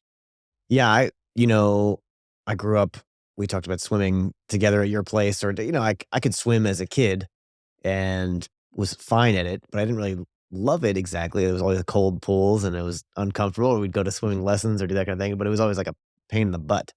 Um, and then as an adult, I switched at some point and decided, oh, that's right. I ran the Chicago Marathon, and then after I did that, I had this like injury in my arm because I didn't cross train enough. Basically, my upper body was so weak. Okay. It felt like my arm was broken after the race, and for like 3 days, it was just like basically in a sling. I was just holding it. So I decided after that, I was training for the Boston Marathon, and I decided I would do swimming as cross training. And so that was when I made this switch from swimming a few lengths in a pool being like really difficult and challenging. Like, yeah, I can get across the pool, and yeah, don't think I'm gonna drown, to being able to swim long distance. And I started doing triathlon, and I did an Ironman and all this stuff, that swimming became this easy thing, or this like different comfortability around the water. And some of the things that led up to that too were just playtimes, even as an adult, of, we had an hour in the pool and we were messing around, or it was mostly just me. I didn't have the kids then to play with, diving up and down in the pool like you were talking about. But just spending time twisting around in the water, sitting on the bottom, jumping in and out, getting that feeling of the water around you, and your supercomputer brain just calculating how to do it efficiently, and that I could get up to the surface I need to at any moment. I'm comfortable here and able to move. So that was like a neat transition for me of, water as a kid being not that scary, but a risk in a way, to, Yeah. or like if someone's going to hold you under the water, like that was a very scary idea and thing for me as a kid. But as an adult, it's much more like, obviously I don't want to get held under the water, but I am just comfortable there. I know I can swim, Yeah. I can tread water forever. I can swim miles and miles, and, you know, it's a neat feeling that I think everybody should have. How has that changed on your life? Have you evolved as a swimmer as your girls have, or are they the experts and you're kind of just the coach? You watch, you watch and enjoy it. Yeah. Yeah, it's a good question. Growing up on Long Island, I'd be curious if your recollection was different than mine, but there were not a lot of swim teams. I feel like the YMCA might have had a swim team, Yeah, it but was that all like wasn't club anywhere. teams, basically, right? I had a neighbor who was on some kind of swim team, but to me, it was totally a But foreign it was pretty idea. Yeah, it rare, was right? like, oh, no, that's not a sport we have in school. So no, Exactly, right. And it was just culturally it wasn't a fit there, which again is odd because so many of Mm, us had pools. But here in Richmond, it is a hotbed for swimming. So there are, even amongst all these little community pools, I mean, our community pool has 180 swimmers on the youth swim team, which is wow, wild. I mean, 180 kids. I mean, that's a massive, not enough massive team. pools to fit all those So, kids. right, it's crazy. Um, so right, that's just one pool, and there just in our league, I think there's 30 swim teams. So anyway, it's just culturally, it's a big deal here. So my girls learned how to swim properly, and certainly all the strokes and the breathing and the flip turns and all that stuff from a pretty early age. And I think that's something that I definitely regret missing out on. I think uh even to this day, like I have not I don't have that comfort level that I suspect you do with just the breathing patterns for Yeah, long distance. And I think it would be easily trained, but I just haven't spent the time. But it's funny because even I'm actually a very fast swimmer, but I can only, so essentially for a 25 because you freestyle, don't as breathe. If long you as I just, can go, yeah, yeah. as long as I can go on zero breath. So I, even at mid 40s, I am basically like a very low level Division 1 college swimmer in terms of a 25-yard Really, you're that freestyle. Like I'm fast? really, Jeez. really fast. I'm very, very fast. But that is absolutely worthless. Like quite Yeah. literally worthless because swimming is not 25 Well, it yards. sounds So like you could switch uh, real easy. Then the breathing stuff you could learn. That's I mean, time and effort. I guess, yeah, with the right time and effort. But yeah, I always come up with excuses. So the very long story short is I can still beat my daughters very, very Wow. easily in a 25-yard freestyle. Uh but I think that's it. And how old are your daughters too? You have two think daughters, no boys or anything? yeah. So the older one's 14, the younger Nice. one's 11. But yeah, they could crush me in Maybe butterfly and 2 more breaststroke years. and such. One more year, maybe. Then Yeah. get you in freestyle. Yeah, I might have one more year in terms of freestyle. Man, I'm always. But I think the times I look at them on the wall at different pools, they'll put up the record times, and I'm like, yeah. that's twice as fast as I go. And like, my fast is like, how are they doing that? Insane. It is wild to see how fast some of these guys. Yeah, my girls have a couple of their all-time swim team Yeah, it's records only at their 20%. local It's like pool. 2x faster. It's yes, it's what am I doing wrong? Crazy. So. Anyway, you're saying. It's just a fun sport. It's really it's pretty cool, and it's nice that you can do it, as you're evidenced by. You can do it as a lifelong thing. Yeah, sure. there was this. So like I said, I did triathlon, which is a lot of open water swimming, which is different from, so I don't do flip turns. I'm not good at that because I don't care about it too much. I just get to the end of the pool and I turn around. Right. But there was a couple really cool trainings we did for open water swimming, for triathlon swimming. So triathlon swimming is like mass start often. And people are bumping into you. There's no lane lines, or you don't have space around it. So, but we had a great coach that we just did a drill. It only took like once doing it, where we swam on top of each other. We put 3 people next to each other, and then the goal was just to swim on the same line. So the person next to you, they're going to be hitting you. They're going to hit you with every stroke, or they're going to pull on your foot, or whatever it is, and to get you used to it, to the feeling of, yeah, someone's hitting me, but it's okay. I'm still on the surface. I can keep going. I just keep consistent with my stroke. This person will move out of the way eventually, or not. And I can handle it. Those kind of little drills, or a little piece of learning, can be the key to doing a sport well sometimes. Especially with swimming. Yeah, with swimming, where you are worried about drowning or having other issues. That's just that level of, I've been there, I've done that. It's fine, because otherwise, your brain wants to freeze or that out. your goggles are going to get ripped off, or that all these things could happen. So it's like, try it out, practice it, and then it's not that bad. You stop for a moment. If it's really bothering you, just stop for a moment and then swim on again, or put the goggles back on. Yeah, that's cool. That's kind of like something, I don't know if you watch or listen to the Tim Ferriss show, but he talks about an exercise that he calls fear setting, where it's essentially like, what's the worst that could happen? And his is slightly different, slightly nuanced, but in essence, it's living through that. What's that worst case scenario? And then you keep gaming it out, and that's not that bad. Like, there are very few instances where something is truly, truly catastrophic and you can't get out of. And that's actually living through it is another, that's a perfect way to do it. Especially with swimming. I like that a lot. That's cool. I would have never thought of that, but yeah, it was me neither. I've trained a number of other people with these methods, of course, over time, but try to pass on that's cool. to whoever's around. That's super cool. I feel like I had something else I was going to ask you about. Oh yeah, gaming stuff. The other big thing I do is this. I've been coding a bit and making a VR game in the past, and maybe I'm going to try to do some more here soon. But I thought at the start of this, quitting work, I was going to do podcasting and game development, but it's the first couple months at least. Podcasting has taken up all the time, so I haven't gotten back to game development stuff yet. But I heard you play a lot of board games and stuff still. We used to do a lot of that as kids. We played a ton of games together, and cards and this and that. Do you remember what games we used to play back then? The last thing we were playing was euchre, pretty much, right? That was where in college people had gotten into that in the Midwest, and then brought it back, and we had a little group set up doing that, which was fun. We definitely played euchre. I know. Seth was one of the people who, right? Was that his game? Or, I forgot about Seth. I feel like I remember playing Trivial Pursuit with him a bunch, or he was like the trivia master. Yes. Yep. The guy. Yeah, I remember going to. I almost beat him one time, and people were aghast. I went to some event that he was friends of his were running. I was like, oh my god, you came close to beating him. Yeah, I can't wait to like I said, that was kind of my point of doing this podcast, was to go chat with all those people. Like, there's so many interesting people and friends I've made over time that I don't know what they're doing. I don't know what Seth's been up to. He was a teacher now, I think, and then I don't know what that was 10 years ago. Last time I've lost touch with him. Yeah, definitely lost touch with him, unfortunately. But we are, just to answer your question before, we are big board game players. But what have you been playing? I feel like in the last year. Yeah, well, the last like year or two, we've been in a rut.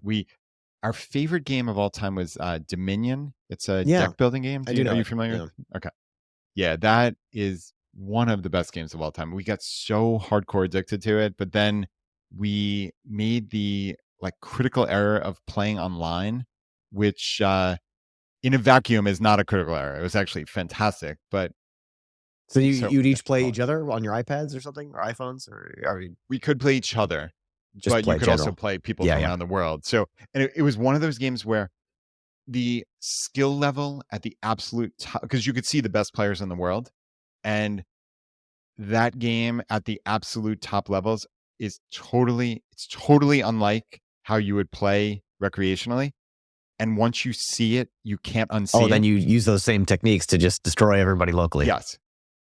Well, yes. Or when all four of us know it, it changed the entire complexion of our Hmm. home games to the point where they weren't Oh, fun anymore. So yeah, it was just a conflict. It was that particular game because some online versions are just, it's just the exact analog. But Dominion is a two-player game, and most like you can technically play with three or four, and that's what we always did. We played with four. But once you've seen it played at the highest level in the world with two players, you cannot go back and play a four-player game around the table. It's hard to explain unless you know the nuance huh. of it. But anyway, the long story short is it just ruined the whole game for us. And then it actually ruined Oh gaming for no. us. So yeah, it was like worst case. It went from the best thing ever to this is completely ruined gaming for us. So Here's an it's interesting yeah. topic related to that. Is what about deception-based games and playing them with your family? So things Ooh. like there's one. There's a werewolf one. There's a Hitler assassination of Hitler or Yeah, something, we or never I'm played. forgetting all the names of the classic ones, but Yeah. Yeah, I don't remember exactly either, but I know what you're where talking about. basically But yeah, there's we've secret never. information and your job is then to lie. And I think there's a weird Yeah. thing this teaches you. It's like to be good at this, you have to be a good liar. And when you're doing that with your friends or your Yeah. family, it's like develops distrust potentially. Or Yeah, we have made that's a good question. One of our like cardinal rules of our family is basically, especially in board games, is Barretts don't cheat. So it's like that is essentially cause for expulsion from the family if you cheated at a game. So we all just know that it's so far off the table that it's never even like brought up as like, oh, you cheated. Like it just literally is not. It's a non-issue because it would not be tolerated yeah. on any level. Like quite literally expulsion from the family. So under that as like the line of reasoning, it's games are games. Like you're not holding this outside of the game. So if part of the game is to lie and that's the strategy for the game, it's kind of like we still watch Survivor. We love that show. Actually, it premieres tonight, the new season. 8 Central. All right. It was the ad for Yeah, Survivor. I yeah, like that. seriously. Season 45, whatever it is. But seriously, like it's part of the game. So part of the strategy of that game is you do X. And it doesn't mean you're a bad person. It doesn't. So like You're gonna make an if that's alliance and how you have to do you're it, gonna break it. You're yeah. yep. Exactly, you do it, or like when you play did we ever play A little Risk bit. back in the day? Like, Not well. uh, Yeah. yeah, yeah, but that's a I've tough seen game, some of the but pros do that too. it's the It's same. weird as well. Oh, Yeah, there's a I've whole never seen scene that. of everything. You can find it on YouTube. Yeah, there's there's a whole Yeah. scene of everything. Yeah, but but yeah. So anyway, it's never. That's actually one thing we just either somehow came up with a system, but like even just winning and losing, like we never had, or not much certainly, of like the tiers or like we never took it easy on the girls. It just like when you win, you feel pretty damn good about yourself because you just beat mom and dad and sister basically, and then you did it on your own qualities. So yeah, it was none of that like letting kids win or anything Yeah. like that. And frankly, like so the newest game we're playing is called it's a weird name. It's called Quacks of Quedlinburg. It's a I don't know how you describe it, but anyway, my younger one, Molly, we've played it somewhere in the order of 20 to 25 times, and she has won every single time, Wow. 100% of the time. There's just something about the way that she approaches the game. She just understands, like, at its essence, like what, based on the variables, like what is the right strategy to take for that particular game. And the rest of us aren't smart enough to catch up to her. So and she just wins every single freaking time, and it is what So it is. if you want And to we ruin just that game too, my friend RJ has a classic strategy he always does is whenever he starts something new, then he like goes on Reddit or he Googles it and finds out the lead oh strat no. and then goes and spams that button on that character or whatever it Oh is. no, no, no. He's not Yeah, trying to I ruin can see stuff. that. It's just like, there's a knowledge out there and this is what the best thing Yeah. to do is. Find a way around it. Hey, yeah, that's part of that. That's part of that strategy also, right? If it's available. Yeah, I see no. I mean, obviously it takes some of the fun Yeah. out of it, but yeah, If you want I to see take your no daughter problem down, here's your chance. Just a little bit of prep. That's Anyway. great. Thanks a ton for talking, Brad. This was a great conversation, and I look forward to talking again soon. Everybody go check out ChooseFI. It's a great podcast. It was good to catch up after so many years. Good to see your face and hear your voice, and I appreciate the conversation. It was really really interesting. I hope I'm going to be kicking myself for some answers that I wish that I could add to. So maybe we'll do a part All two right, this sometime. was great. Thanks, ton, Brad. That's it for today. Thanks a ton for listening, and don't forget to like and subscribe. I hope you learned something, and I'll see you again next time, friends.